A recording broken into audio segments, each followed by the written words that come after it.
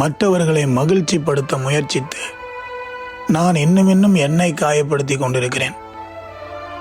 பொறுமையாகவும் அமைதியாகவும் இருந்து எனக்கு கிடைத்தது இன்னும் வலிகள் தான். நான் கவலைப்படாதது போல் இப்போது செயல்படுகிறேன். ஆனால் இனி காயப்பட இடமே இல்லாத அளவுக்கு நொந்து போய்விட்டேன்.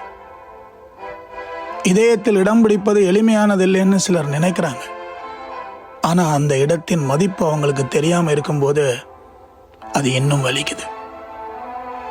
நான் ஒரு பொம்மை போல விளையாடப்பட்டு கொண்டிருக்கிறேன். நான் உடைந்தது கூட மற்றவங்களுக்கு தெரியாம இருக்கிறதால நான் இன்னும் தொடர்ந்து பாதிக்கப்பட்டு கொண்டிருக்கிறேன். பொய்களால் சொல்லப்படுகிற ஆறுதலையும் போலியாக காட்டப்படுகிற அக்கறையையும் உண்மையாக நேசிக்கிற இதயம் அதை உண்மைன்னு நம்பிடுது. வேதனை தாங்க முடியாம நான் என்ன வருத்தவே தேவையில்லை. ஏன்னா இந்த வாழ்க்கை என்னை மெதுமெதுவாக கொன்று கொண்டிருக்கிறது.